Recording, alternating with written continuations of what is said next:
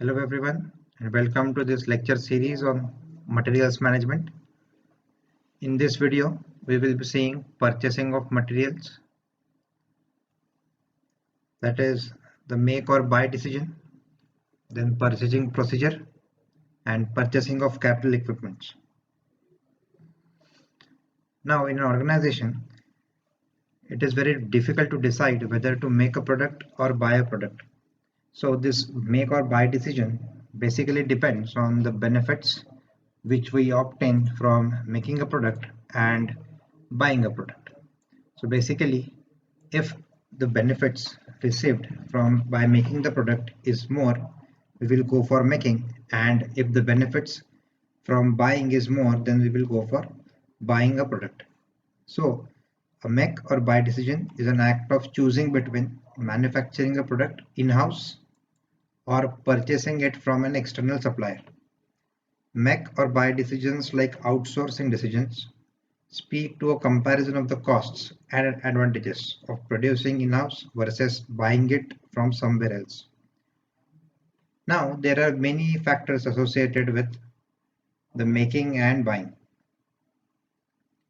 So companies use quantitative analysis to determine whether making or buying is the most cost-efficient method, right? So let us see the various reasons for making a product. Means when the benefits are more in making, you have to go for making a product in-house. So what are the reasons for making? One is cost concern, that is the cost involved in the making a product is less. So you will go for making a product. Then you have a desire to expand the manufacturing focus, that you are suppose manufacturing item A and you want to expand the focus of manufacturing, that is you also want to manufacture product B. So that is you have a desire to expand the manufacturing focus.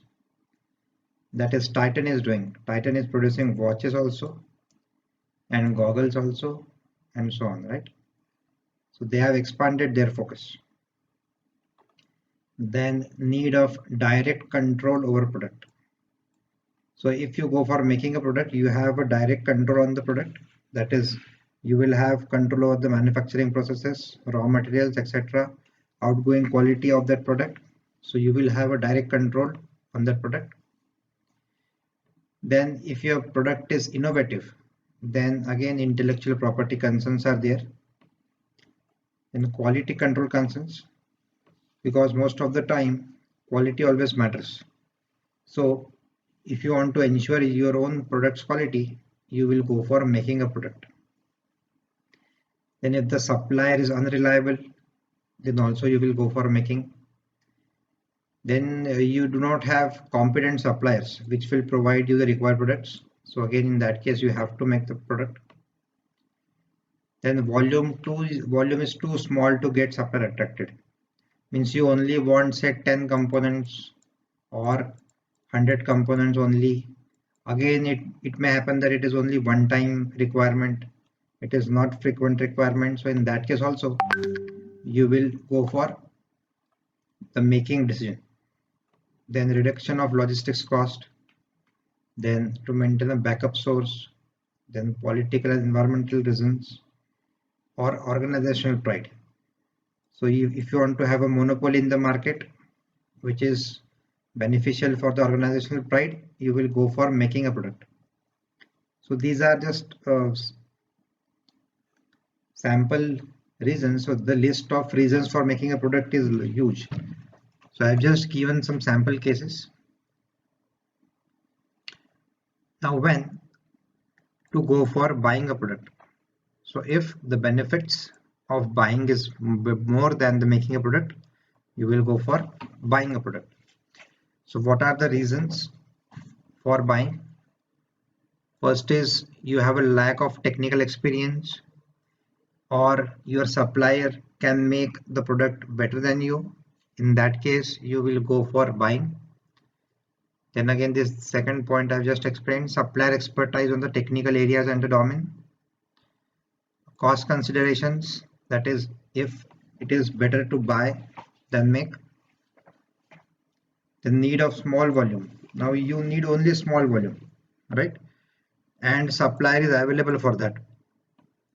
Then you need not to set up entire machinery for producing that small item. So in that case, you will go for buying. Then insufficient capacity to produce in-house.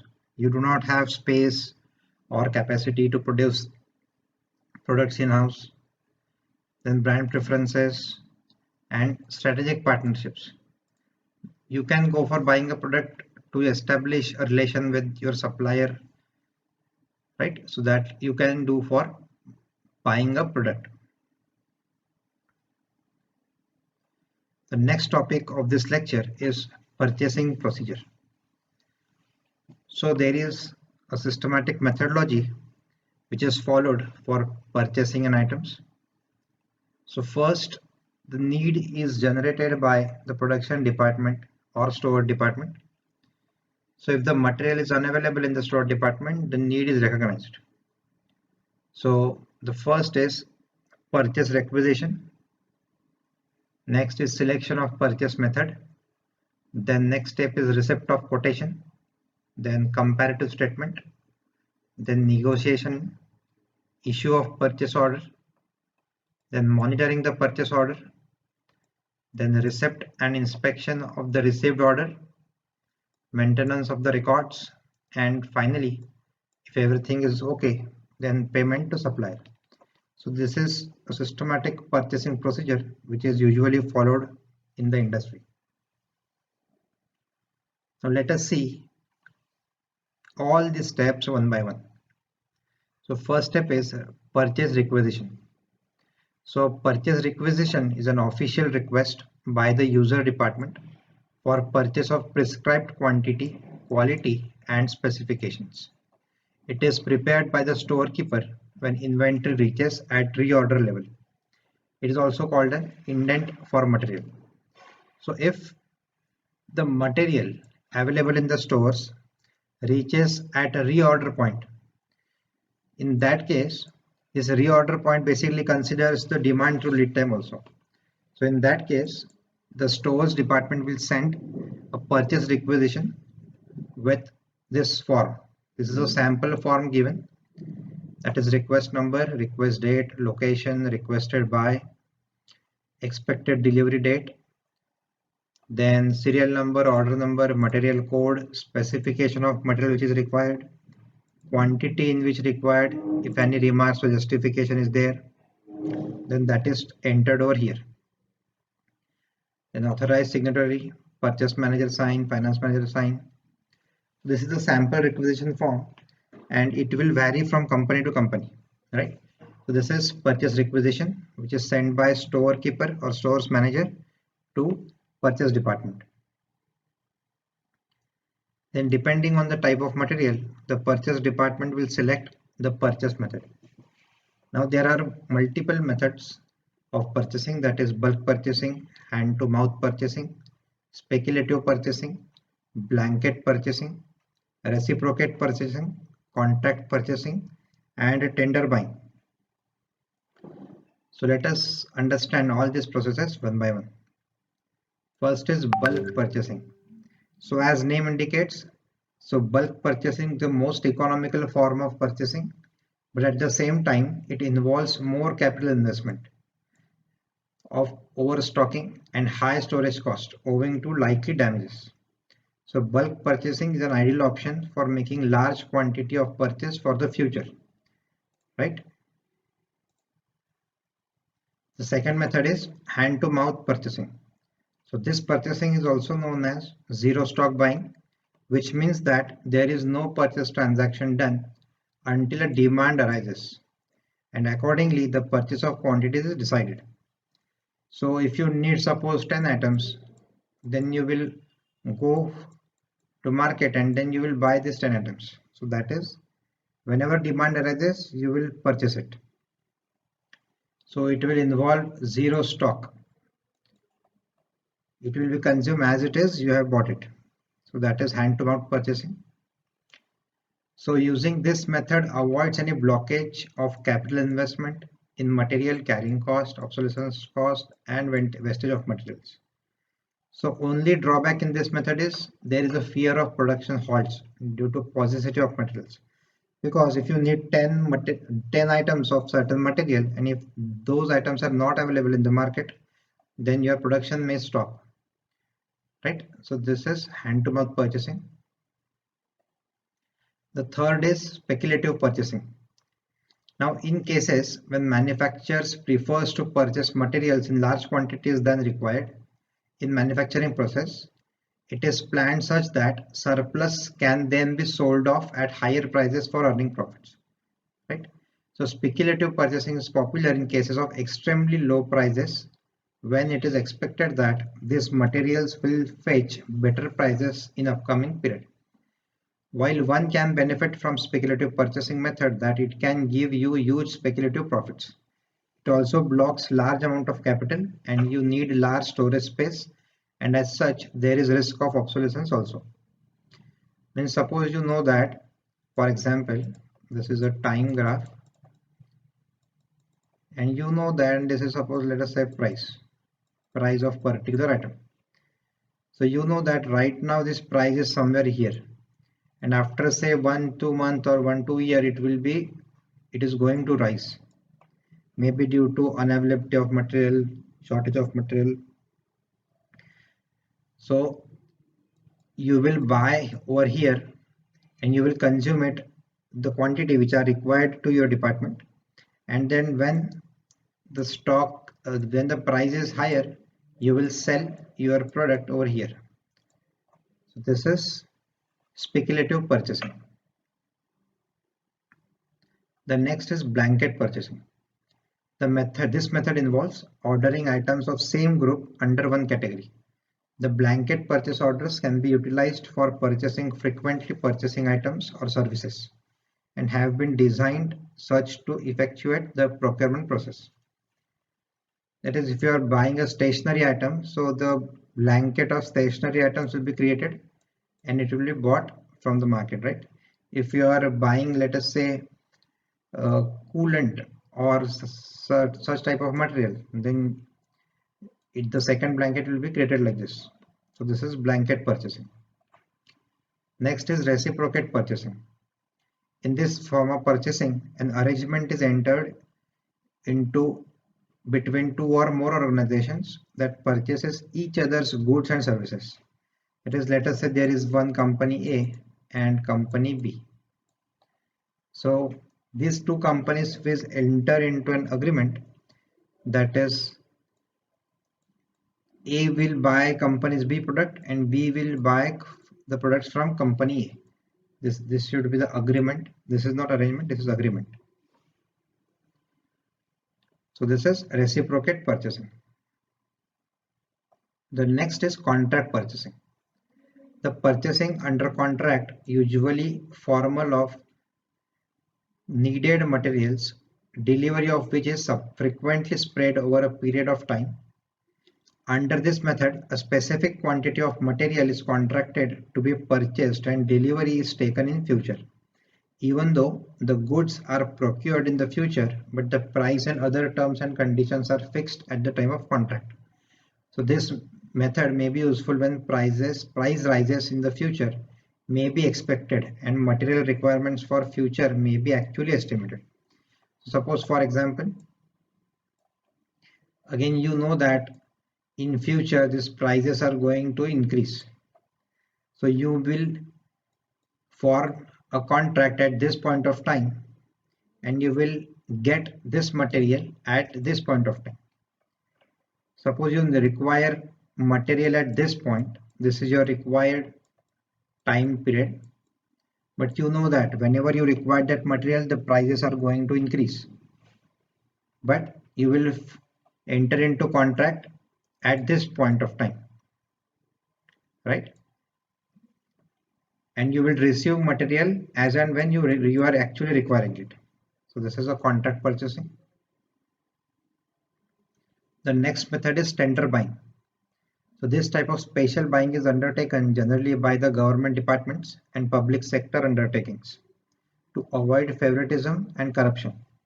Sealed tenders are accepted and opened by the authorized personnel, and lowest tender is accepted provided the other things is right. The next step is purchasing order. Procedure is request for quotation. Now the procurement or purchase department decides the method for purchase. Then it will send a request for quotation to all the suppliers. So what is RFQ? RFQ or request for quotation is a document that an organization submits to one or more potential suppliers, eliciting the quotations for a product or a service. Typically, an RFQ seeks an itemized list of prices for something that is well defined and quantifiable. So before receipt of quotations, the list of suppliers is shortlisted from all the sources.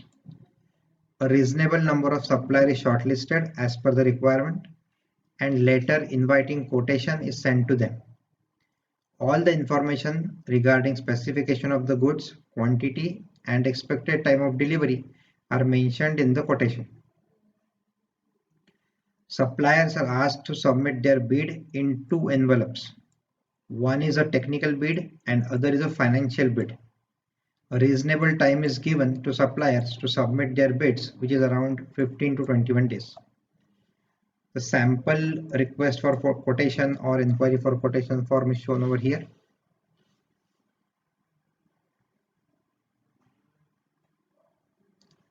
So after sending request for quotation, you may receive some such type of quotation from the supplier, which will involve the terms and condition as well.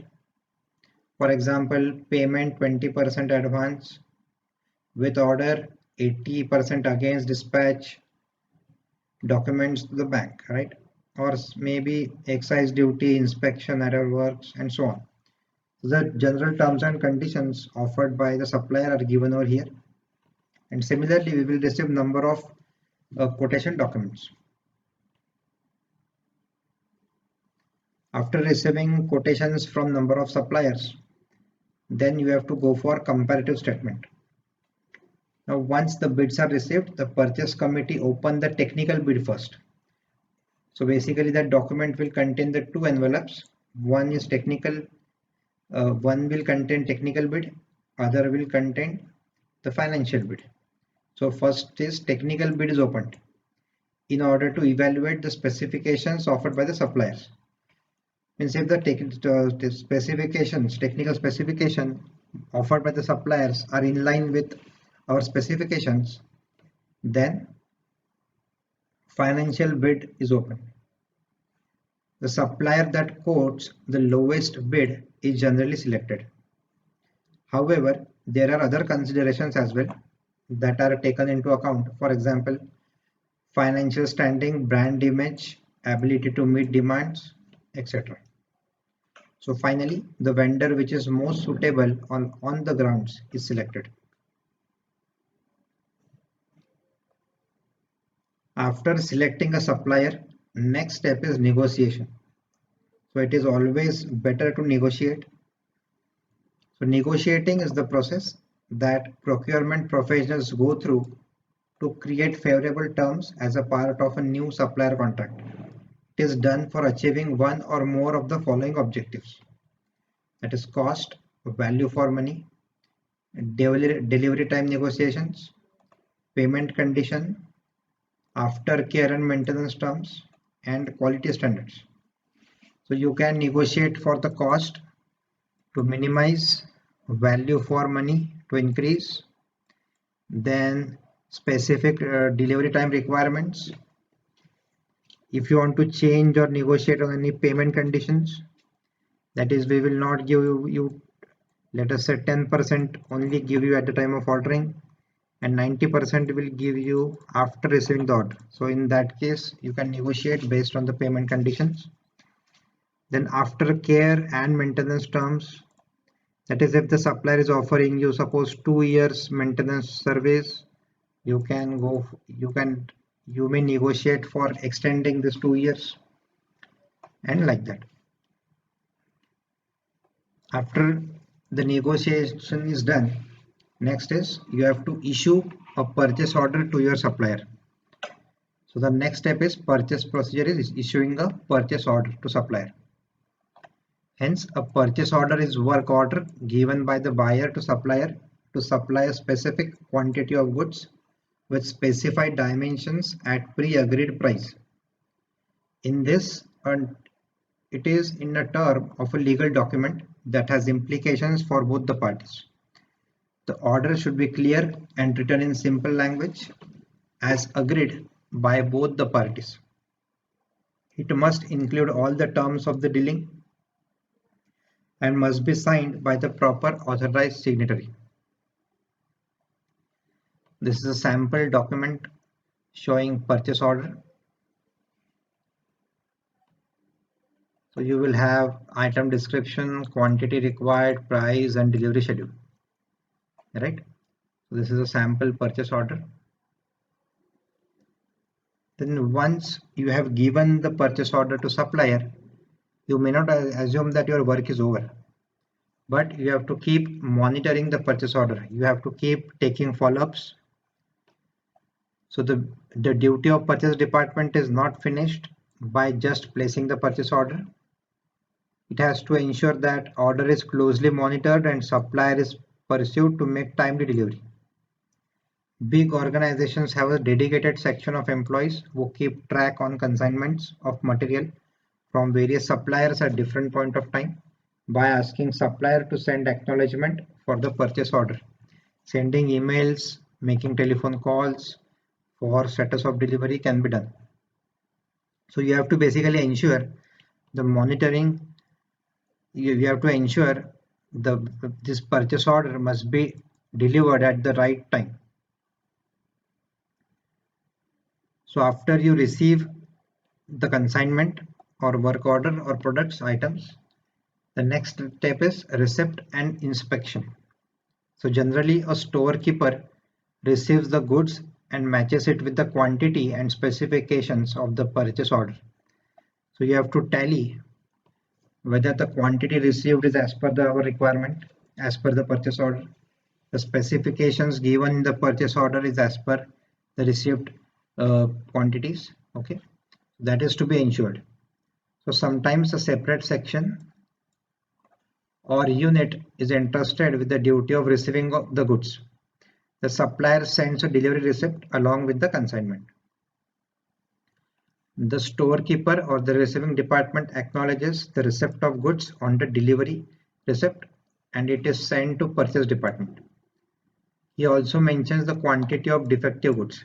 So if suppose during the inspection you found that some 10 items out of 100 is defective, so you may write the quantity of defective goods as well.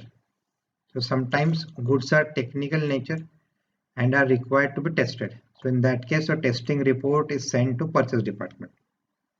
So this is about receipt and inspection. And very main objective is, or the step is, maintenance of records. So goods which are received as per the order are sent to store and entry is made in the stock register. All the details of the goods are entered into this register. So person in charge, generally the storekeeper, makes a good received note and make 5 copies of it. The copies are sent to purchase department. 1 copy storekeeper and 1 is kept as an office copy for future reference. The entry of goods in records is a signal of permanent non-reversible receipt, right? So this is maintenance of record. Now if everything is good, finally the payment is done to the supplier as per the pre-decided price. So one assignment to you is you have to find out the procedure for purchasing of capital equipments. What are the factors considered in purchasing the capital equipment? So that is the assignment for you. So thank you for watching this lecture. If you have any queries, you can ask in the comment box. Thank you for watching. Have a nice day and happy learning.